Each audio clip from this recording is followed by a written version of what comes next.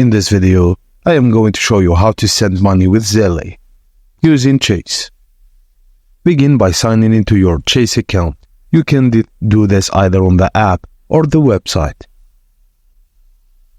After logging in, navigate to the top menu and select Transfer and Pay.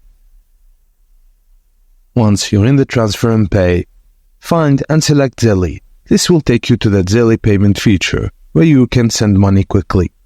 In the Zelle section, tap on Click or Send. This option allows you to send money to someone using their email address or mobile phone number. If the recipient is already in your contacts, select their name for your list. If this is a new recipient, you'll need to enter the new email address or mobile number. Chase may prompt you to verify the contract information before proceed. After that, you'll be prompted to enter the amount you wish to send. Once you've confirmed that all the details are correct, select Send, and your money will be sent instantly or within minutes, depending on the recipient's bank.